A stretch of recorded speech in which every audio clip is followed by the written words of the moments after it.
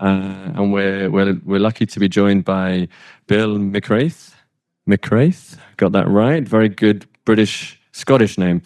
Bill is the ex-chief supply chain officer for, well, most recently PVH, but before that Walmart and Victoria's Secret and various others. So long career in essentially organizing value chains and supply chains across the world. So we're going to hear some great stories, hopefully. In terms of sort of trying to make some linkages to what we heard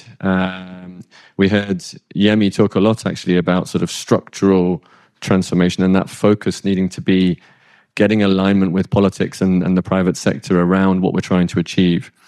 And so this concept of sector transformation is what we've been calling it for the past 15 years at Gatsby, partly because industrial policy felt dangerous. But now we're allowed to talk about that openly, so that's good. I guess when we talk about a sector, I think it's worth just sort of trying to define what that is. So a sector in our language is essentially any sort of group of related businesses producing a set of related products where policies or regulations affect the same sort of firms and circumstances. So it's what you make of it, in essence. It can be as big or as small or as narrowly defined as you want, but it's generally that sort of related set of business activities. And I guess, where are we coming from? We're coming from a position that, firstly, growth is essential. As we've heard, we're all here because it's the Growth Summit. But it's essential for that sustained transformation of economies, where you're moving people into more productive work, into more sort of valuable employment, and you're able then to sort of increase taxes and provide all of the goods that are necessary in society. Our third belief, I suppose, is that we think economic transformation requires a very deliberate effort on the part of governments or funders to sort of pick certain sectors and industries and really give them some focus. So I guess our sense is that you can worry about the whole business environment, but in most cases that is very hard to shift, and there's certainly to shift the whole piece. But at a sectoral level, you can actually make sufficient targeted changes that can make a difference. So we're going to start with these case studies and go straight into them, and then we'll come back. We've got a sort of a set of, I suppose, lessons or questions that we have when we enter a sector and when we try and look at a new industry or a new sector. So we'll come back to that and then try and get you having a conversation about it yourselves. So for Lucy and Obaid, why aquaculture? Excellent. So the AI is going to answer for us. I guess it's saying, why not aquaculture? Yeah. So again, Lucy Kimani, I lead our aquaculture program in East Africa. And when we started exploring different sectors that could drive the kind of growth James is talking about, aquaculture on paper was amazing. The supply-demand gap was significant because of environmental circumstances in Lake Victoria. Of course, we have the resource base, which is Lake Victoria, home of tilapia. But also there was an industry that had been invested in by government and other donors consistently for about 20 years, but continuing to underperform. So aquaculture had sort of remained stagnant or stuck in what we call low productivity business models. Mostly smallholder, land-based farming that was highly dependent on subsidy. So we saw an opportunity to transform that structural base into a commercially driven industry. And also the impact potential was massive from a jobs perspective. I think we had some of our projections was within 10 years, you could crowd in something like 250,000 jobs, which is not often seen in sectors. And then we had nutrition impact, but also ability to just create large-scale social economic growth in a region that was fast losing jobs. So that's that Lake Victoria region. So that combination of the impact potential, but the fundamentals to drive a commercial industry is what made aquaculture attractive. Okay. Oh, sorry. Trying to make this a dialogue. Yes. And so what happened to get the sector moving? Yeah. So I think a couple of things had to happen. First, we had to figure out what business models could really drive that commercialization of that industry. What could be that base commercial engine that can lead to scale? And what kind of firms or companies can invest and drive that kind of dynamism that we need to sustain that growth? So the first thing we did was to find you can call it a pioneer farm, but we wanted somebody to demonstrate the true commercial opportunity for aquaculture, but also start to drive in the fundamentals needed to drive the sector. So feed, key cost driver for aquaculture. There's not going to be investment in those types of sector functions if there isn't a market, and that market needed these kinds of firms to come in and have that market pool. So our first investment was in Victory Farms. And of course, they've gone to be quite a big player in the industry. But we also started to think, how do you really translate? How do you drive productivity really in an industry that's been stuck in like a smallholder subsistent type of industrial structure? So we really started to think around skills and the human capability needed to drive that productivity up, and we made significant investments on that. So skills. And then what are the products that need to be crowded in? I don't want to take Obaid's thunder, but feed was definitely one of them. So we started to build up a set of investments that start to put in place the fundamentals needed to set up the sector for growth. Great. Thanks, Lucy. So, I mean, in sense of what changed, the key change was a major investment by, at the time, a tiny outfit, but now it's become a very big player in production of fish. So this is a fish farm on the lake, and now that fish farm is starting to essentially create demand for services to create a wider industry around that investment. Okay, so do you want to get some conversation around feed? Explain the feed side of things, or? Yeah. So, I mean, feed is 60% of the cost of growing fish. And before we started, we really did think what's the main lever for driving competitiveness for aquaculture? And definitely feed was the primary lever. And we got into a partnership with SamakGro, represented here by Obaid. So I'll invite him to really speak through his perspective. When we talk, he said we started as a concept and now we're a success story, but to just take us through that journey. Yes. Yeah. So my name is Obaid. Manage business operations in East Africa for McRaith, where we produce fish feed, as we were discussing, under the brand name of SamakGro, for mainly tilapia.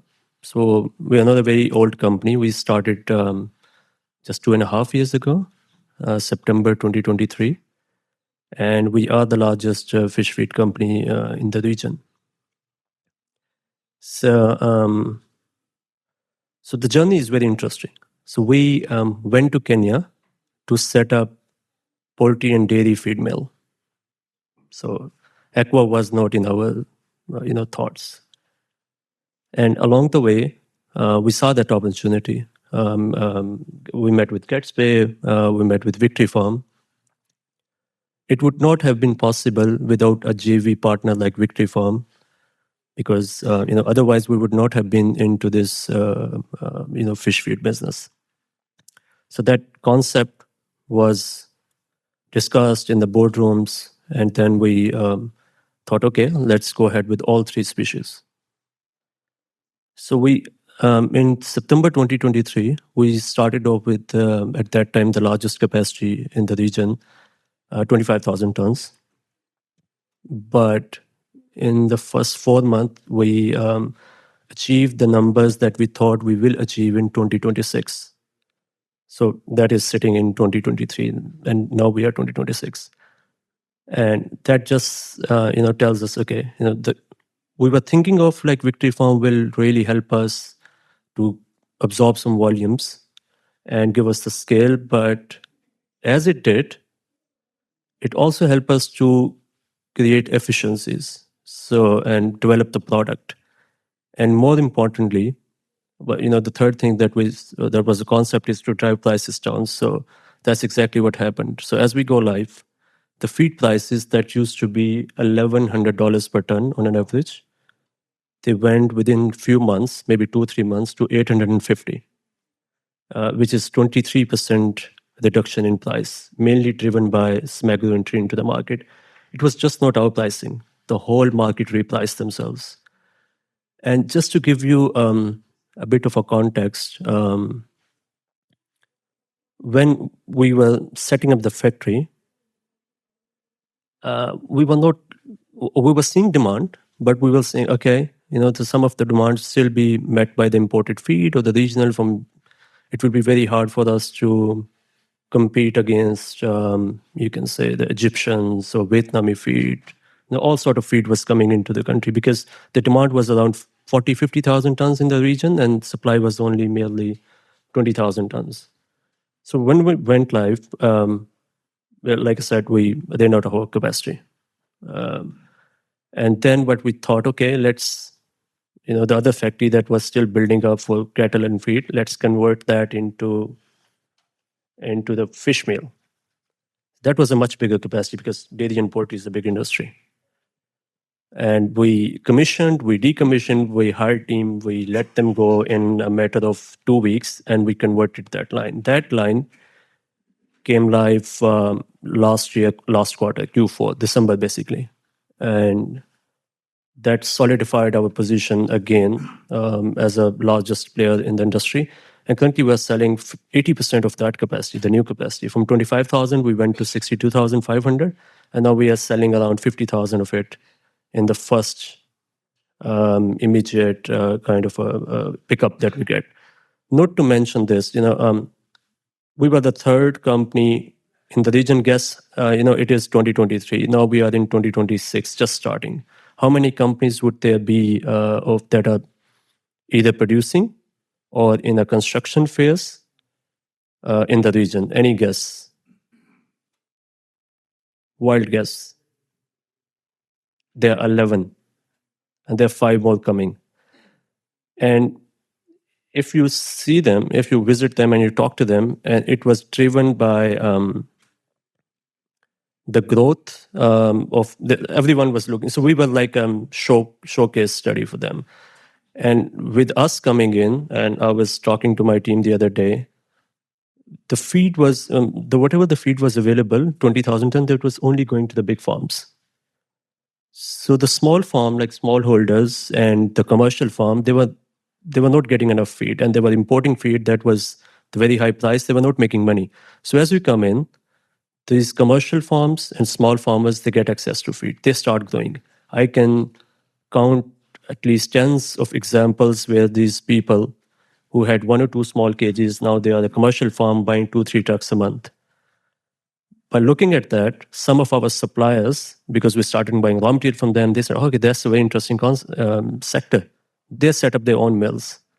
One of the feed mill, one of the flour mill, they actually converted the human nutrition line into the fish line.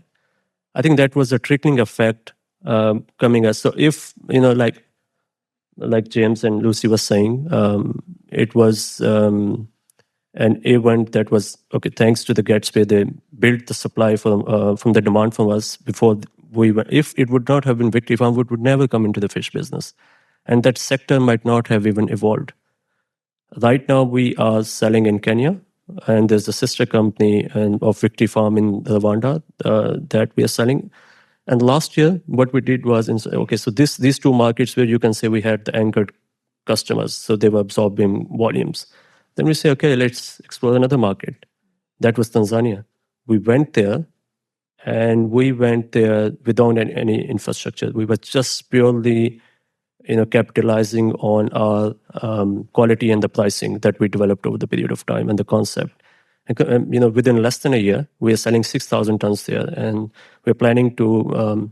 We are in a phase of putting up a 50,000 tons capacity in Tanzania, additional by 2028, and 25,000 in Rwanda. So by 2028, our whole SamakGro network supply would increase to 140,000 something tons.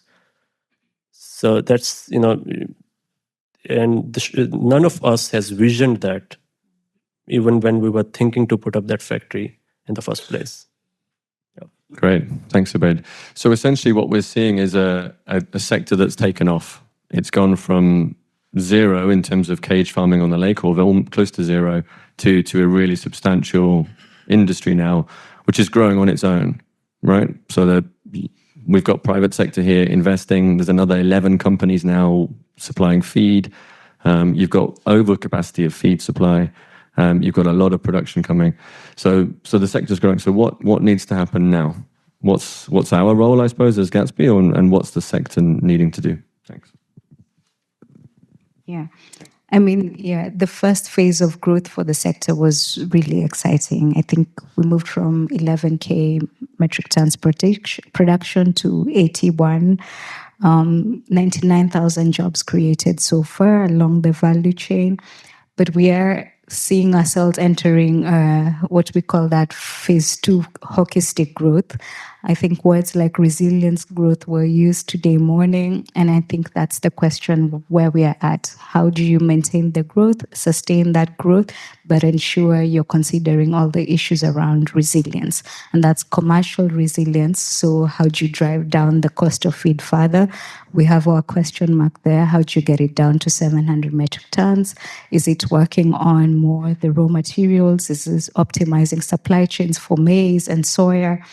And then how do you have the right environmental frameworks in place to sustain the productivity of Lake Victoria, which is primarily where this growth is coming from? So we're currently working with governments, with associations to think about environmental management, environmental protections of Lake Victoria.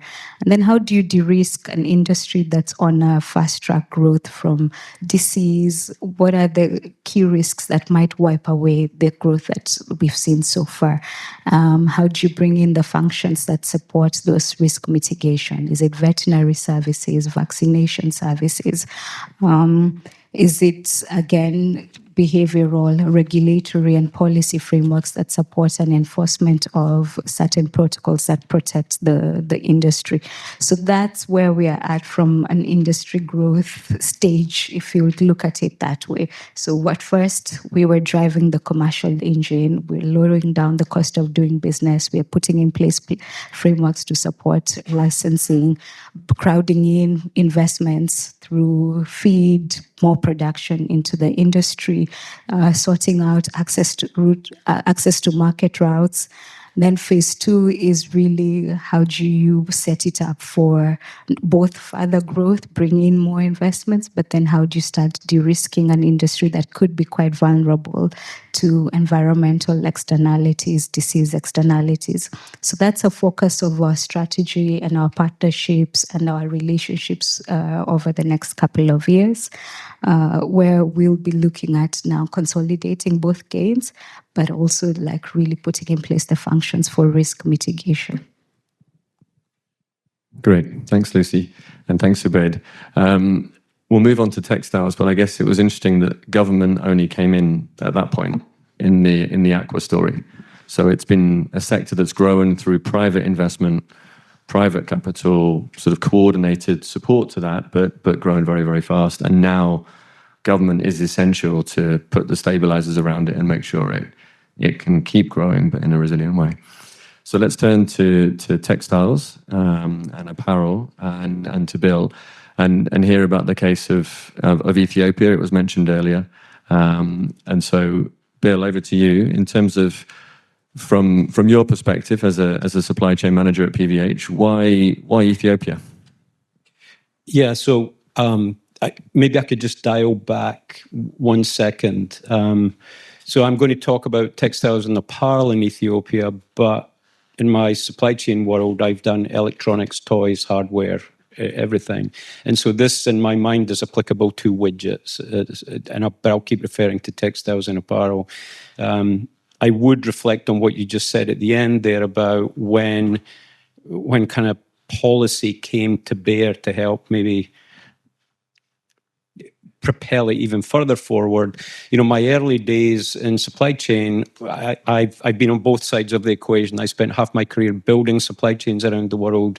I moved to China in 1990 with a very simple brief from a very prestigious retailer in the UK, which was build first world supply chains in China for us. They weren't there. They didn't exist at that time. And that was my task. And I got to tell you, if you went to China at that time, you can look back today and think how sophisticated it is, all the capability that they've got, the amazing policies that they've got in place. Nothing existed when I went there. There was no materials, there was nothing, no development, no trained people, and it was a free-for-all. There was no policies. So I just want to reflect on, as I've gone through now almost 30 different countries building supply chains, the lead in the textile world has been, there's typically either been a lack of policies in place in the very beginning, or there have been draconian policies in place that have never been tested or tried because no one abided by them and there wasn't enough industrialization to test them out anyway. And so just a word of caution I would give to everyone, be a little bit careful about how far ahead you get in building policy, because I think you could do policy looking backwards at how the world did exist and what the requirements were then, as opposed to get it going and engage in a three-way conversation between the industry you're bringing in, the local needs of that particular location, and the needs of the world that you are supplying to, and make sure that policy gets built with a combination of those things in mind. And I'd say that has been my experience. So that now leads to your question, which is why Ethiopia, right? So back in 2014, I had been in Africa as early as the year 2000. We had an operation down in South Africa. I was head of supply chain for Victoria's Secret operations. We had an operation there, and quite frankly, we gave up within a year. We thought Africa was a great opportunity, and we walked away within a year and just said, it's just not mature enough. It is not ready enough. There are too many challenges. It's too diverse for us to play. And we focused all our attention on Asia, Southeast Asia, China specifically. It really took off for us, and that's what we went after. And it really, later on, just a little personal fact, my sister was the Deputy Director of Trade for South Africa, and she persuaded me probably around 13, 14, that it's time for you to come back and have a look. Come back and have a look at Africa. There's a different level of ministers. They're very much interested in getting their countries. And purely out of that, I took one vice president and I assigned them a task of, for 1 year, it was the only thing they had to do, no expense control, for 1 year, visit every single country in Africa and tell us, if we went there, where would we go? Because we're not going to go there with a single factory. We're going to go there with a long-term, what I call a beachhead, entry into Africa to then flush and develop Africa. Because I had lived through the rise of China. I had seen China go from, I say nothing, and I mean that from my lens, nothing, to manufacturing apparel, to manufacturing electronics, automotive. I had seen people tell me it could never manufacture goods because the quality was so bad. I'd equally had people tell me it will never be a retail environment. No one in China, people in China make goods. They don't buy expensive goods and never will. And those are words from fairly senior people that I dealt with. And I saw that whole change. And I saw Africa as this kind of last continent of opportunity for us to go in with all the knowledge that we had now gathered from 25 years of watching China, watching Asia, watching Vietnam, watching Sri Lanka and other countries come up. That here was an opportunity to take all that information, digest it, tweak it, because again, it's history behind us. It's not for the future, it's history. Look into the future, what we call the third horizon of how the world is changing, connect those things and build the supply chain for the future. And so that person, 1 year they spent, completed that work late 13, early 14, and came back and really identified the EAC, East Africa Community, plus Ethiopia as the target location for a point of entry, but with a bias towards Ethiopia. And the bias was driven not because the numbers were spectacular, not because they had any manufacturing that we could go see and go, wow, that's amazing what they have got. Not because the logistics, in fact, logistics were horrible. They're landlocked, right? They've got to get through Djibouti in and out. There were problems. What they saw and what we had experienced in China and what we had experienced in Vietnam and what we had experienced really every place we had long-term success was an open-minded government that I would say was flexible. And I don't mean flexible in a bad way, that they were willing to be pressured to do the wrong thing, but they were open to, here's what industry needed. Here's what it took to go do this stuff. Don't be insular. Don't say, well, we're Ethiopia, so you should just come anyway. We had them visit Bangladesh. We had them visit Sri Lanka. And we, again, I apologize for these examples, but I'm just using them as examples. We hold Bangladesh out as, that's a bad example for us. It's just simply sowing, and there's not a lot of value add. It's just a throughput point. So they talk about billions of dollars of exports. Yeah, but that's matched by billions of dollars of imports from places like China. And so that's not what you want to do. They allowed anyone to come into the country. So there's a lot of great players in Bangladesh, but they allowed bad players into a good neighborhood. So the whole thing got tainted. So you end up with companies like Nike saying, we'll never make stuff in Bangladesh because we don't want our reputation to be impacted. And what we saw when we came, met with Dr. Arkebi, discussed our vision, at least the origins of the vision to what we could create, what shocked me, quite frankly, was there was somebody on the other side of the table that got it. They got it, they understood it, and everything they spoke, they were pragmatic, right? Corruption was a huge problem for me, right? It's just, but what was the biggest problem was a country that said they had no corruption. Any country that said that was out, right? It's just, you were not even included in the list.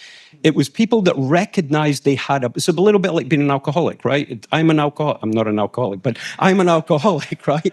I am an alcoholic, and so at least I can now fix myself if I recognize that. It was the same with corruption. And again, what struck us was, here's a government that we could work with, that we could now go build out something that the world has really never seen. And again, the World Bank wrote the document in 2017 on Hawassa, how it was the best-in-class example of a new green industrial park in Africa. And that's what really drove us to that point. The wider vision, of course, was that it became a network within the EAC and that the countries actually worked together. So kill the insular nature of them all trying to protect their own space, because wherever we've seen that happen, everybody loses. Where we've seen companies work together to create these hubs of centricity for a sector, now it becomes a destination for the big global players, right? They'll turn up, they'll put central offices there, they'll bring innovation centers and put them in place. So there's something about that working together. So I'll pause there. There's a little bit of the story about how we did it, but that was the why we went to Ethiopia. No, that's great. And I think it's pretty clear. It's commitment, which was mentioned earlier, political commitment, drive, but also that understanding of what they're trying to achieve with you as a partner. And I think that's probably the most important. So just very briefly then, Bill, what happened to get the sector moving? What was it? What was the sort of spark? There was this interest from a major player like yourselves. There's a very strong commitment from the government. What next? Yeah, so it was hard. And in fact, our initial work completely failed. We reached out to what we'd call our best-in-class supply base, right, what we call our tier one suppliers, and invited them to come to Africa. So it was actually a trip through Ethiopia, down into Kenya, into Uganda, and on meeting with the presidents and prime ministers and ministers along the way to see what was offered. And we got an absolute no from everyone that was there. No one was interested. No one in Asia, Malaysia, Indonesia, China believed that Africa would ever come to anything. What resonated incredibly strongly with me there was those were the exact same words I had heard from the UK, Europe, and the US about China 15, 20 years earlier. The exact same words I had heard. And so that for me was, okay, then I know I'm doing the right thing now, because it's the same gameplay. Here's what we did, and actually it links back to the way that we developed Sri Lanka. What I learned, and even at Walmart, where I had a huge open to buy, we just weren't big enough to move the dial anywhere ourselves. No company is, no matter how large they are, a company. So what we did is we looked for like-minded competitors, right? So H&M was one of those. VF Corp was one of those.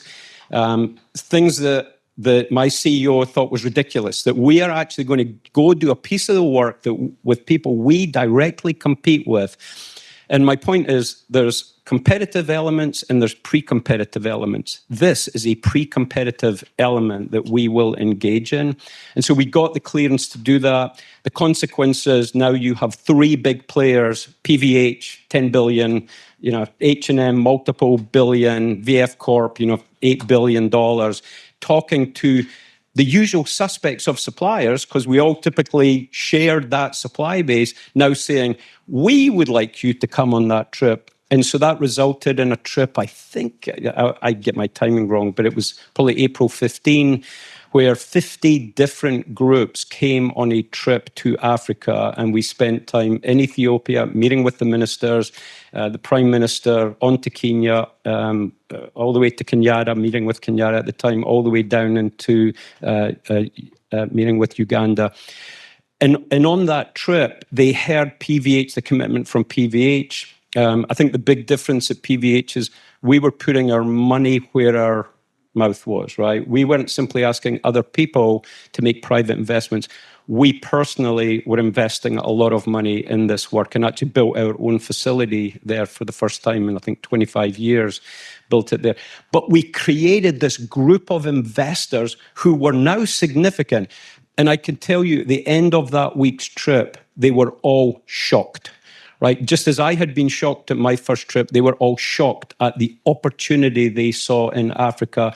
Many of them had emergency board meetings and immediately came back and said, we are in for this move, and Ethiopia will be the first place that we will go to on that. And again, that was really off the back of people like Dr. Arkebi and just people looking at someone that had a vision that matched our vision. And so you had these aligned visions that were out there to work together on it. And that was really the spark that got it going on it. The money came quickly behind that because you've now got a whole bunch of private investors that are saying, we are in. This was a 65,000 job greenfield site piece of work, right? Literally greenfield site. There was nothing. We did it in Hawassa. We had the World Bank. Anybody from the World Bank in the room? I apologize. We had the World Bank push back on us and say, we don't want you to build in Hawassa. It's one of the biggest lakes, has one of the biggest lakes in Ethiopia. It's too dangerous. And we had to walk them through what it meant to build a green industrial park, zero liquid discharge. We engaged the UN in making Hawassa a women's safe zone. In Hawassa, we worked with them on that. So there was a lot of work went into thinking about what we call the 4 layers of building these new industrial parks. But what was great about it is it became the center for the apparel and textiles, and we did it vertically. We took out, I'll fast forward a little bit. We had this big meeting in Addis Ababa. Myself and Dr. Arkebi hosted the meeting. We called in the world's NGOs and government agencies. I think the only one who didn't turn up, believe it or not, was USAID, although they did turn up later after the work had been done, and asked if they could participate. But we had all the government agencies come in. And my declaration to them was, I have done it wrong for 26 years. I've been doing this around the world for 26 years. And everywhere I look, I wished I had done a better job. And the vast majority of the work that you are all doing in this room is remedial work to fix what I messed up, right? Whether it's fixing water in China or India or fixing labor, wherever it is, I messed it up. What I'm asking you all to do now is, before we stick a shovel in the ground, is get in the driver's seat with us right now and help us build this correctly. And credit to most of the people in that room, that is exactly what they did. They got in that driver's seat. So again, it was just a great example of where an industry, a sector, comes together. And what I can tell you is, originally that facility was identified to be half the size, roughly 35,000 people. That's what we thought we had signed up for it. Obviously, that's a huge catchment area it creates. And we do it differently if we did it again. A lot of learnings off that. But it became such an attraction once the momentum started, which is why I think governments have got to get behind big ideas. Don't go after the little, don't tapping-yaki your ideas and your money. Get behind big ideas, because that creates this amazing momentum. Whether it's pharma or electronics, create this amazing momentum. And all of a sudden, we had the trim supplier turning up. We stood up a mill from day one. I sit on the board of one of the boards at FIT, and we had the faculty of FIT. We flew them to Ethiopia, met with the universities in Ethiopia, and helped work with them about creating a curriculum for merchandisers' design. So we wanted to get ahead of it even before we produced the first product. Wonderful. Thank you, Bill. You can hear the passion still from that this is working or going to work at some point. I guess if you also had Dr. Arkebi in the room, and I've heard him tell this story, it was his vision and he was driving this, and you were a business that he found on the way that was going to help him. So it comes from different perspectives as well. But I want to clarify, I think that's true. Yeah. I think what Dr. Arkebi had was an industrialization vision that was an industrial park. I am going to create big industrial parks around Ethiopia, and I'm going to be thoughtful about it so that everyone gets included. There's no ethnic group or region is left out. And that was his vision. Then we turned up, and we were a sector, and it just clicked. Yeah. No, marvelous. Obviously, there's been some challenges more recently, but I guess your sense, Bill, is that this will keep going. It will resurrect. Yeah, I have lived in my career through bigger challenge. I'm not dismissing the challenges in Ethiopia by any means, right? And I think it's unfortunate what happened there. I have lived through other ones of similar ilk to that. I think there's tipping points. Where I see, and again, I'm not a policymaker, I'm not an academic, right? I'm a get my hands dirty, get it done type guy. That's my job in life. But the one thing I've recognized is where I see conflict is often between people that are on the fringes, the haves and the have-nots. And sometimes it's the smaller groups or the haves and the have-nots. And as long as that have and have-not scenario is too wide, that creates conflict, strife, the troubles that you have. And one of the things industrialization does, and I think one thing I'm proud of the apparel industry, it typically often leads that piece of work. It gets people out of an agrarian society, understanding 9 to 5 actually works, and it leads the way to electronics, automotive, aerospace eventually. So there's a thing. But there's a tipping point that you reach where all of a sudden the have-nots are actually having. Maybe not as much as the big haves at the top, but now I can actually see a pathway to send my kids to school, right? I can feed my family now. There's a level of comfort that I'm getting. And so, and I'm actually starting to own something. And if I own it, I'm less likely to blow it up, right? And so you see this shift happen.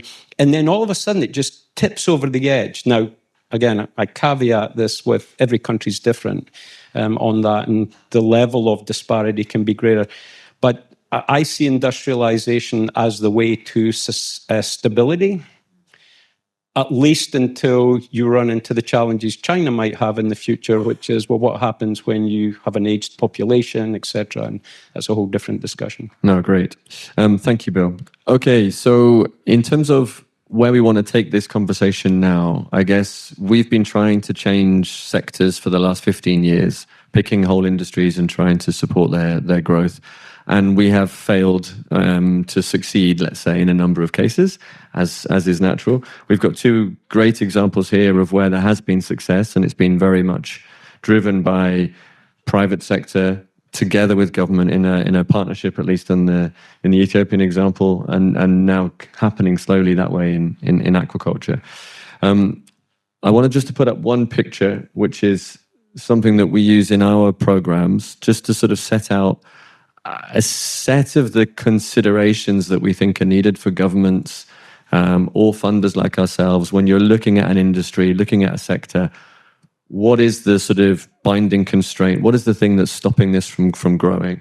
And you see on there the dynamic businesses probably is the most important. If you don't have businesses that are going to be competitive, have that interest in embedding themselves into the economy. So that sort of selection of which type of businesses you bring into your country to invest is so important. And we've got two great examples on the stage of businesses that are not looking to extract and leave, but deepen and deepen and deepen further in terms of their engagement. And then there's a whole suite of other questions here. I guess what I want to do is open it up to the floor. So any questions you have for the panelists, we should have some microphones. Yeah, let's go here to the front row, and then second row, and then back, and then we'll come to this side. Thank you so much for this fascinating discussion. I'm Sasha Kapadia. I'm at ODI.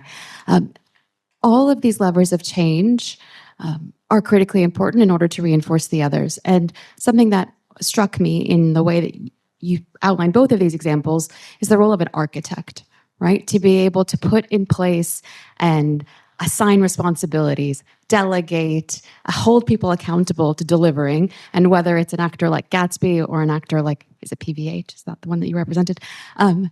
Who plays the architect role? How do you identify that architect? And how do you inspire them to continue even when it's messy, as we discussed earlier in the first session? Great. Let's take another one here and then another one, then we can get the panel to answer. I guess this is a question to Gatsby, about how do you think about the aggregate economic importance of these sectors, right? I mean, like how should we think about the numbers that you mentioned, Lucy, in terms of the impact of this project? Like how important is this a big deal? Is this not a big deal? How does one assess that question? Number one. And a deeper question is, coming from sort of the more microeconomics part of the development sector, we normally are very careful in that part of the sector, has learned to be very careful about, impact numbers and sort of quantifying it and all of those things. That type of rigor is not going to probably work here. So how do you guys even assess, like, how many jobs were created, the extent to which it was, say, Gatsby or another architect that led to the creation of the job versus not? Like, how do you even think about that conceptually? Great. And at the back. And then let's come to this side of the room in the second round. Thank you. Hisham Bouzakir from Morocco. I'm a consultant in energy transition. I'm particularly interested in the textile experience because it has a whole continent approach, and they evaluated every country. Apparently, there are only 52 weeks in a year, but they visited 54 countries, which is quite amazing. But I'm interested in particular because my belief is that not every country in Africa will develop the same types of industry, and you ended up picking Ethiopia to start a green field, which is a much more difficult endeavor than building on existing. So by the time you visited these countries, Morocco had a textile industry. So I'm very interested in knowing how do you privilege a green development in Ethiopia as opposed to building on an ecosystem that existed in Morocco. I'm particularly interested in that perspective. Thank you. So it's a great question, and so we'll take that one first. You go for it, Bill. Go for it. Yeah, please. Briefly. Sorry about that. Yeah, look, it's a great question. And to some degree, use Kenya as well. Kenya was well established in the apparel industry in my Walmart days, right? We were doing a lot of apparel there. I think the question became, those industries were built for another time period. And look, one of the things that us at Future Proof Fashion, and the name describes what we are, it's about thinking about how do you future-proof our industry into the future. We spend a lot of time in what's called Horizon 3, right? And so there's 3 horizons. Horizon 3 is the one you can't see. It's beyond the horizon, and it's figuring out all the moving parts and all the discussion this morning about Donald Trump and what he's doing to the world. Look, again, I'm a little bit more hands-on. To some degree, I don't care. It's not that I don't care. I do care, and I think it's horrible, by the way, for what it's worth. But I liken it to a lion walking into this room, right? I don't have to outrun the lion. I just have to outrun every one of you guys, right? And so these are challenges that every business is facing out there. My job has been to ensure that my businesses perform the best and are the most forward. And so what Ethiopia offered us was a chance not to go back and replicate what existed. We could have done that in China, right? China still is a big exporter of apparel. We could have stayed in China. I chose to bypass Vietnam because it just didn't make any sense to me, and I'll tell you why on Vietnam, but it might also relate to Morocco. What we chose here was an opportunity for a greenfield site that would be for the next 20 years, not to replicate the last 20 years. We needed a new model that was out there. The discussions I had in Kenya was, don't invest in the apparel industry. You're past that at this point. What you should be doing is talking to Foxconn and bringing, because I work with Foxconn as part of Walmart and electronics, you should be bringing them in. You should be creating the hubs for the future of Africa that can now deploy within and across Africa, because I think you'll see these regional, I believe in regionality. The US is regionalizing, the Americas are regionalizing. I think Europe around Turkey and possibly Morocco, and that will regionalize. Renault is an example, regionalizing. So there's a certain level of regionalization going on. I think Africa has a huge opportunity. And, a lot of people can say, well, there's not a lot of retail in Africa. There is, right? But there's going to be a heck of a lot more in the future. Well, now's the time to start to work on that, because there's a saying, or my saying, the future comes at you faster than you think, and in the wrong order, right? And so today's the day to be working on that. Don't do apparel. Think of electronics. Think of the things that Africa will need that China's good at today, and how do I invest in those? When you go to Foxconn, right, in southern China, it is full of what used to be the apparel sector workers who learned how to come to work from 9 to 5, work competitively. They've now mostly gone, and they've transitioned over into companies like that, and they will transition into automotive, and they will transition into aerospace, they will transition into higher value tasks. And I think every country should think of the first layer, then don't forget the second layer. Failure of Bangladesh, right? They've stuck Bill, with the first layer. Sorry, I'm going to stop you. We've answered the question, I hope, at least. Good. So just in terms of the next question, who's the architect? I guess we'll take that one. And this is, I think, a tough one. I think what we're saying is that in Ethiopia, you had Dr. Akabe as one of the chief architects of this vision, even for Ethiopian Airlines, as well as some of the horticulture and then TNA, textiles and apparel. But working with the right type of investor and the right type of expert to give you the understanding that you need to then drive the industry. And I think what we've seen in many countries is that if you start to say we're going to prioritize the textiles industry, you bring the textiles industry players all in the room and they all shout about what they need, you don't have a transformative strategy as a result of that. You have a resolve the current problems for the existing businesses and make them more profitable doing what they do at the moment, which is not transforming your economy. So I guess the all too often it's a sort of public-private dialogue. Let's bring everyone in.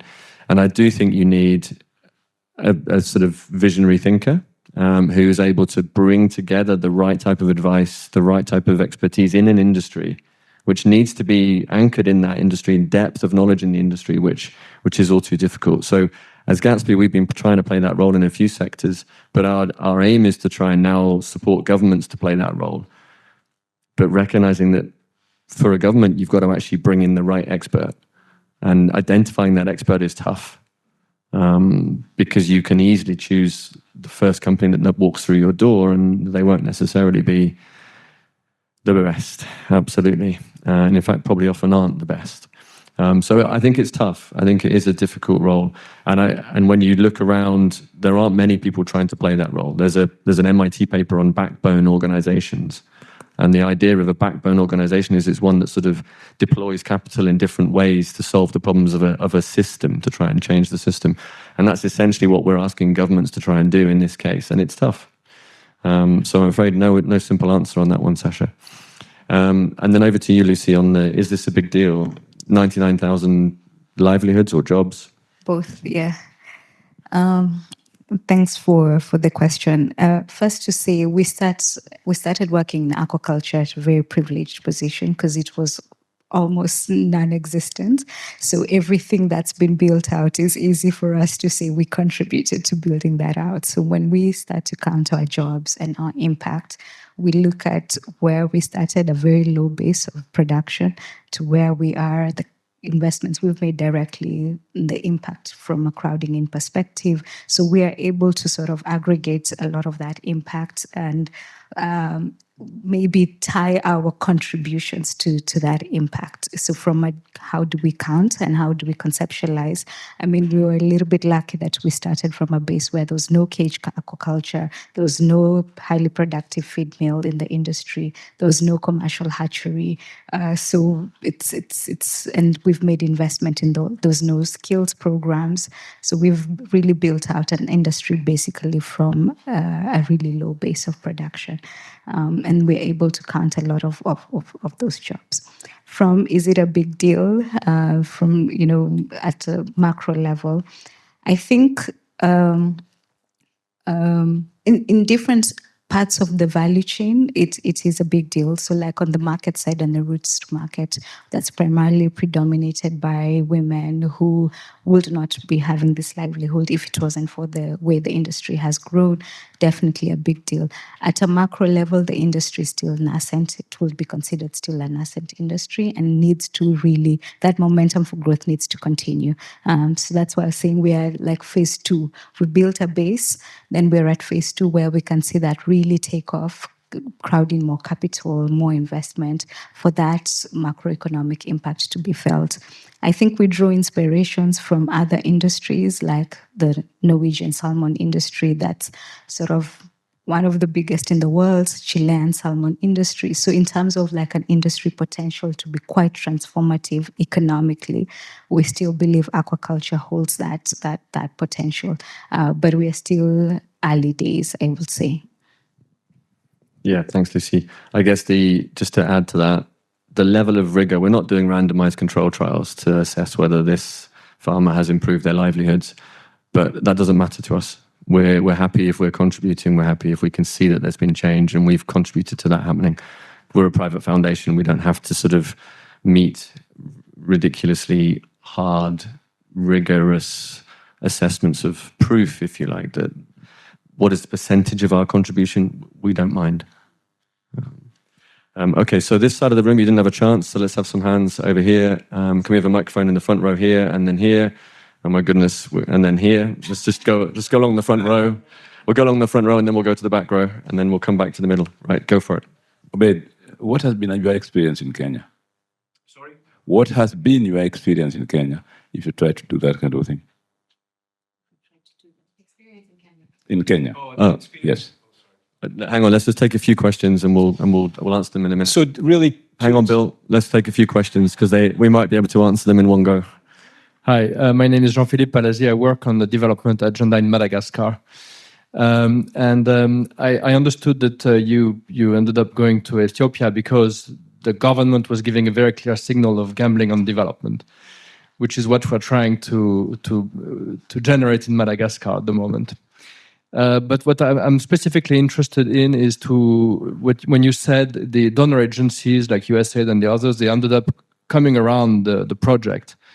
Could you say a few words about how that looked like concretely? What role did the industry play, the government and these donor agencies to make it work? Thank you. Good day, everybody. Alex from Arambi, Youth Employment in South Africa. Risk asking a slightly similar question.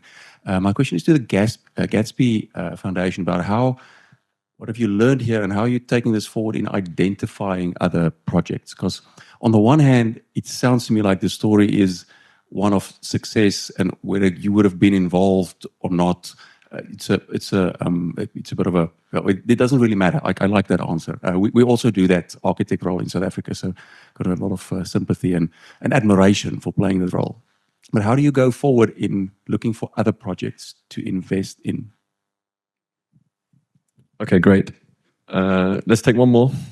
I have two questions for Bill. The first is, as an academic, like I'm very excited to have the opportunity to talk to somebody who's actually, done this. There's been a lot of academic work on the role of labor turnover in Ethiopia, especially around Hawassa, and I'm curious what your experience with that was like just on the ground. The second is, to the extent that you can talk about it, I guess, the story of PVH in Ethiopia has a bit of a sad ending. It sounds like maybe you think the story is not over yet, but just your sort of general view, I guess, on that particular sort of episode. Okay, let's stop there for now. So we've got more on Hawassa, the ins and outs, and why didn't it happen in Kenya, and what was your experience in Kenya? And then let's come back to the other questions. Thanks. So I get to talk. You can. Briefly. I'm being super cautious. Yeah, so very quickly on Kenya, it's not that we didn't do Kenya. In fact, we did. We had a number of our top suppliers like MES, etc., move into Kenya. I think our view on Kenya, though, was it was ready for a different level of investment. And again, my encouragement, even though at that time I was representing the apparel industry in those discussions, my encouragement was don't lose the apparel industry. It wasn't walk away from the apparel industry. It was a case of don't make it your priority. What you have got now is you have got an industrialized labor force that can move into far higher level activities that have more value to the country. Invest in those, and also put your stamp on being the center for production for Africa to some degree. If you think of China as manufacturing to the world, could Kenya be manufacturing to the rest of Africa? That was really the distortion I was trying to make with Kenya. Move on, basically, from it. I'm not sure if that helped explain that. Great. So maybe I can talk. Yeah. What was the next one? Let me make sure I don't miss it. The question again, quickly. Sorry. The role of USAID and so on. Yeah, so just to be so we brought these guys in, and so just some very concrete ones. DFID, which was the UK at that time, they set up our training center for us. So they said, so they invested in a training center. Every person that entered the industrial park had to go through the DFID training center for basic skills, and they separated it out into, this could be a mechanic, this could be a sewing person, this could be a quality person. So they literally thousands of people for all of the set. And again, it's one of the great values of industrial parks. One person controlling all of that was just great. So that's an example. We had a Japanese government company come in and do the footprint for Hawassa. What we didn't want to do was replicate what we had seen in other countries, where you've got 60,000 people and potentially their families coming into a relatively small place called Hawassa, and they overwhelm it. So what are the storm drains? How do we make, if we've got the best industrial park with a zero liquid discharge facility, and all of a sudden, all around it, we've got a shanty town getting built with canteens and that. They're pouring it into the drain, the stuff into the drains and killing it. In fact, we have a great video that we said in 5 years, if the hippos were still not in the lake, we had failed, right? And that's a great video to watch about the history of the work we did there. But that was one of our kind of measures, that lake had to be as pure in 5 years from now as it was today. And so that was another example of work that was done. And I would say the last one on the NGO level was we made sure that everything inside the park was built to European standards, the sprinkler systems, the building itself, etc. Could I just touch on the very last point, which is, yeah, look, it's unfortunately I had already retired from my position at PVH when that decision was made. Quite frankly, I'm not sure I would have made any different a decision to the people that were there, although I have a far higher appetite for risk, just given my history. Sorry, this is the decision to pull out PVH from decision Ethiopia. to pull out of it. However, and I'll talk about labour turnover just for a second, but however, I am absolutely a huge fan of Ethiopia, just as I am of China. I'm a huge fan of Ethiopia, and I see this, again, it's a horrible bump in the road, what they have gone through, but it is, in time, a bump in the road, and they will continue their trajectory go forward. Of that, I have zero doubt, zero doubt. I'd stake my wage on it, only given I don't make any money anymore. So on a labour turnover, horrific in a startup, absolutely horrific across the board in a startup, absolutely no different to the labour turnover we experienced in China, in Vietnam, and in every place else that we went to. It's a very hard thing for people to come from an agrarian society when I work when needed into a be there at 9, leave at 5, and that's how it works. But once people get used to it, they're fine. But that initial year or year and a half is horrific in labour turnover. Most people come back at some point, but they turn over. Great, thank you. And then maybe just to answer the last question on how do you look for new sectors, how do you choose sectors? So we've done some work recently as Gatsby, but also some work with the government of Tanzania looking at what sectors it can drive. There's a lot of material out there now. You've got the Harvard product space side of things, the complexity database and so on. So there's things that you can use to give you a sense, but most of that is driven by trade data.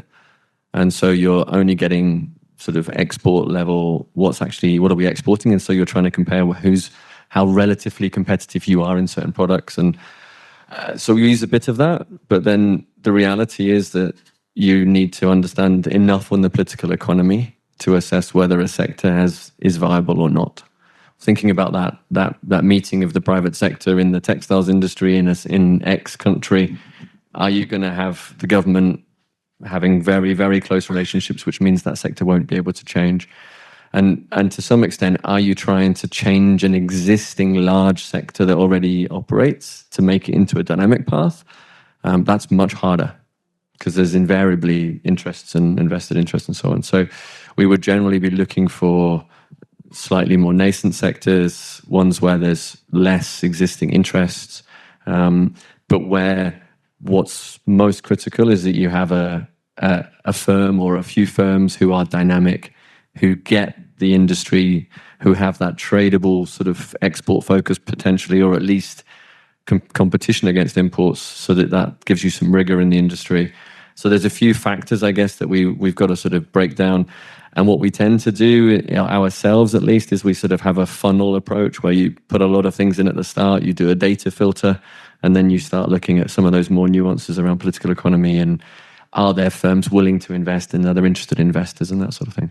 So it's a process, yeah. And even then, probably you dip your toe in. And so we put a little bit of money in and see if we can make some things happen, and we find some partners, and then stop some things and carry on some others. All right, we've been granted an extra 5 minutes, so I can take a few more questions. So at the back over there, and at the back in the pink, and then here in the green, and then at the back there, and then in the red there. So we've got five more questions. That's our 5 minutes. You've got to ask very snappy questions, please. So pink shirt, blue shirt, green top. Yeah, I'll start. Thanks.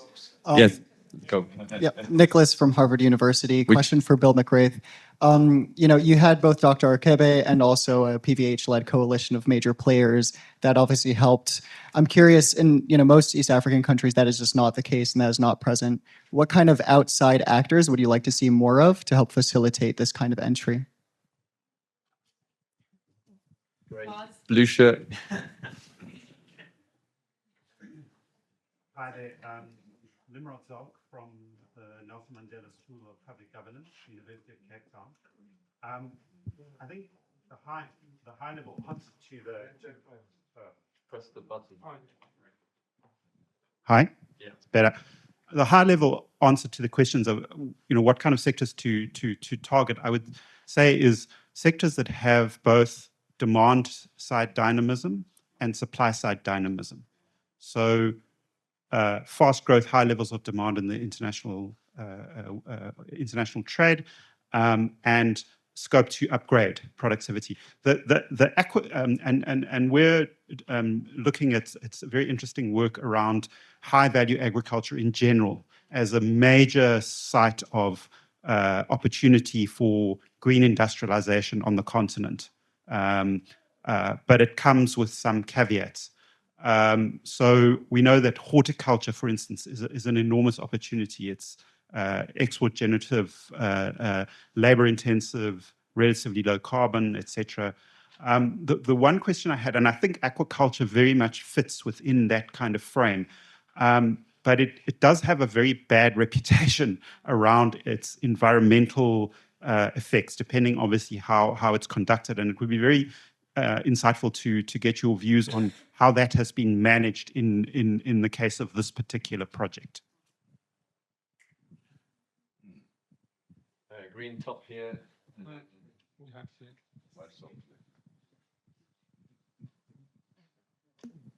Thanks a lot. Monica Hangi, soon to join Gatsby Africa.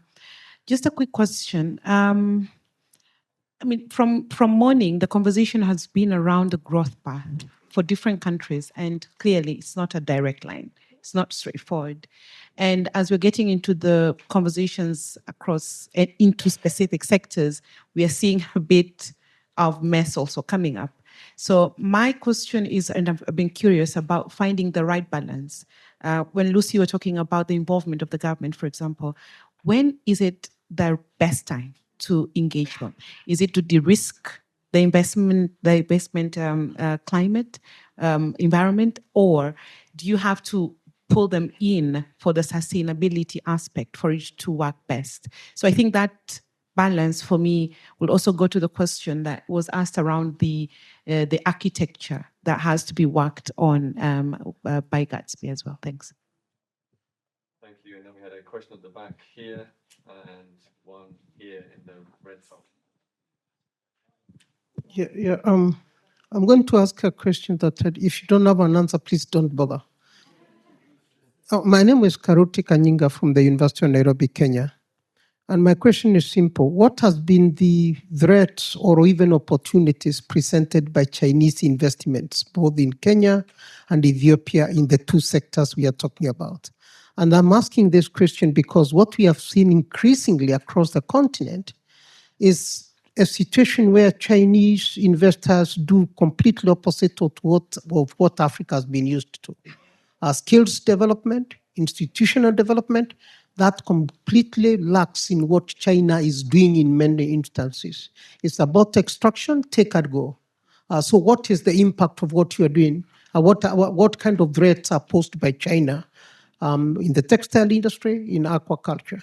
The second thing to mention about aquaculture is this issue of saying, yes, there is environmental pollution, but one impact I think aquaculture has had is on social inclusion, enabling women to become much more empowered than the ordinary ways of fishing have ever done and threatened them. And finally, I think from institutional point of view, tell us about policy sequencing in apparel industry, because I don't think you can drop into a country and just begin like that. What kind of policies, institutional configuration need to be in place? It's not just only elite coalition and interest and commitment that matters. There must be certain things that need to be put in place first so that we know what kind of policy sequencing can follow. And I think even Lucy alluded to that. There is institutional fragmentation that can make any private investor fail from the word go if you don't get the context right. Great, thank you, Karuti. And then last question here in the red top.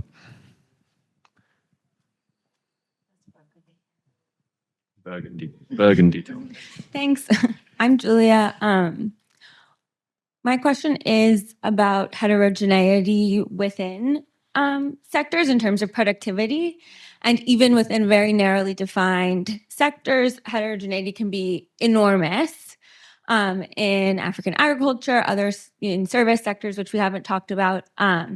What do you think explains the coexistence of firms with such different levels of productivity, and how might we reduce the frictions that allow these low productivity firms to persist? Thank you. Wow. Okay. One more question? Un simple question. Ok, ça va. Rapidement. Juste deux petites questions. Moi, je me nomme Aboussal. Je suis de la... Un petit question, hein? Voilà, deux petites questions. Une seule. Voilà, je suis dans le domaine de la propriété intellectuelle et de l'innovation technologique. J'ai dû suivre avec une très grande attention les présentations de nos différents collaborateurs, je dirais. Les simples questions que je poserai autant pour moi. La première a trait dans le cadre de l'innovation et surtout de demander quel rôle la propriété industrielle et l'innovation peuvent-elles jouer dans la transformation structurelle de nos économies africaines surtout. Et l'autre petite question, c'est comment nos pays peuvent-ils mieux collaborer pour transformer l'innovation africaine en richesse économique tangible. Je voulais un peu développer, mais dès lors qu'on n'a pas le temps, je me limite à mes toutes petites questions. Je ne sais pas si vous comprenez le français. The role of IP in transforming, encouraging innovation in systems and encouraging structural transformation. Okay, marvelous. That's given us a huge range of things to go on. All right, quickly on outside actors, what would you like to see more, Bill? Yeah, so I would love to see more Dr. Arkebis in the world. And quite frankly, in most countries I've gone to in Africa, there is one. There is one there. Whether they're being used properly or not by the government is unclear, but there typically is someone. In Kenya, I think it was the guy who was the ex-bank of, I can't remember, Halifax or something, was the commercial...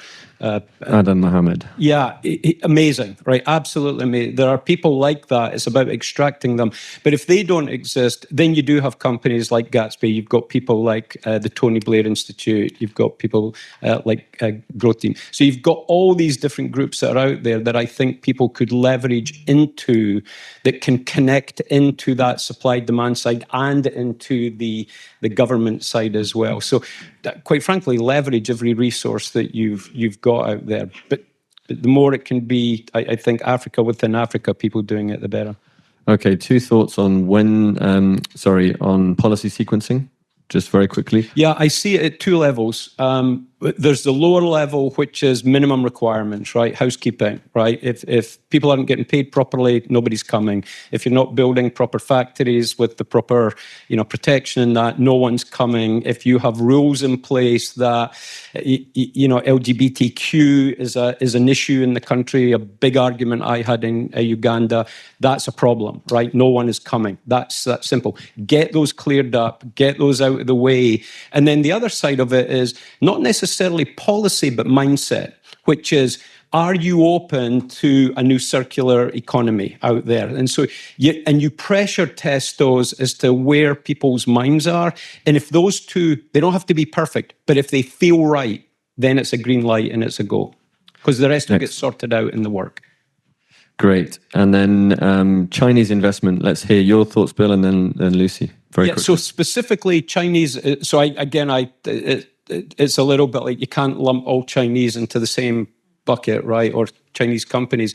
It's specifically in Hawassa and in Kenya. It's actually some of the big Chinese companies that came in with the major investments. The Hawassa Industrial Park is an example. The completely unusual piece of work is from a day one entry of an apparel industry into a new country, building a completely vertical supply chain. So the mill, all of that was Chinese investment. And that Chinese group took we hired 125 graduates out of the universities in Ethiopia. Again, a year before the industrial park started, 125 graduates, and sent them all over the world. 25 of them went to China, were trained in Putonghua, were trained in the facilities there, and they actually became the major managers in that facility once it got up and running. So we short-circuited the need to bring in lots of expats. That was one of the things we agreed we would do. So there's good players. I think there's good Chinese players out there who make proper investments. And maybe, Lucy, before you jump in, can you talk to environmental risk, differential productivity, and sort of role of investors, Chinese investors or others? Yeah. Thanks. So I can pick up on the Chinese ones. In East African aquaculture, we are seeing a lot of Chinese investments into the industry. In fact, over the last 2 years, majority of the growth has come from new Chinese companies setting up farms in East Africa. So we don't understand enough to make broad-based statements whether they're good actors or not good actors, but we are making the investments to build the relationships, to understand their investment philosophy, investments into the ecosystem, into skills, but they see the opportunity, and we think that investment from Chinese companies will continue to grow. A majority of the scale is likely to continue to come from these Chinese companies. On environmental management, in line with the new Chinese investment, it's definitely a concern. Lake Victoria has a massive carrying capacity. So in terms of how much aquaculture can happen on Lake Victoria, we've done quite a lot of modeling and studies, and we have quite a bit of elasticity for growth. However, this is where policy and state capacity really comes in. How do you manage that carrying capacity? How do you put in place the right protocols for the right behavior by the farms? And we are working, and we've invested a lot in the Kenyan government, Tanzanian government, Uganda, and Rwanda to put in place the policy frameworks needed to manage that environmental load. There are definitely concerns on the Kenyan side. Prof is a governor in Lake Victoria on other pollution into the lake, and we see that as a bigger risk to the growth of industry as opposed to the environmental load from aquaculture in of itself. So there are things to be managed there, from whether it's industrial waste, human waste that keeps going into the lake, and how does that limit the elasticity of aquaculture from growing. Differentiated productivity. Actually, we've seen in aquaculture, it's a lot more unforgiving. So less productive farms have not survived. You must drive your productivity ruthlessly to stay in business in aquaculture. It's a thin margins industry, and costs can really grow. So where farms have not had a handle on their productivity, they haven't survived. So we've seen firms closing over the last year, and the key driver is you're just not able to drive your productivity. It's much more of a complex agricultural system compared to other production systems, and if you're not on that productivity line, you won't survive. So we don't have that an industry that has that really differentiated productivity. Those that can't do it don't make it. Is there anything I'm missing? Yep. One more question, which is on differential productivity. Could I just make a point on that? Because I think it's a great one, because that's obviously a big concern of governments, is all these foreign companies come in and wipe out the kind of local industries.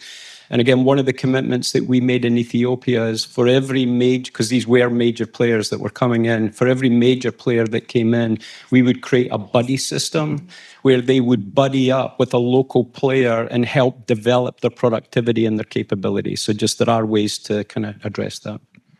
Great. And then the last question is IP, intellectual property. Any thoughts on the importance of that in aqua, in feed? Do you have intellectual property issues in feed? IP issues, this integral part of the feed business. For example, if we develop a formulation that works for the smallholder and the mid farms, we'd like that to be protected. And in the light of, and especially this is important when you develop a new raw ingredient. And it's very hard as an, it's chicken and egg situation. We develop a new raw ingredient and localize it, everyone will use it. So to protecting that, we can leverage that for a few years. That's very hard because it's mostly the byproduct industry that we are leveraging from. But so that is going to stay a challenge. We understand it's going to be a challenge, but we will never stop investing into it. It's like by the time people adopt to maybe the IP or whatever that we have created through R&D, we will have something else coming up that will give us an advantage. So, that policy framework and all those things are quite weak in the regions where we operate. So we act accordingly instead of just, not putting our energies into it. Yeah. Great. I think we'll wrap it up there. We can talk more on IP later, perhaps. But thank you, everybody. Thank you to the panel. Wonderful inputs. And thank you to all the questions.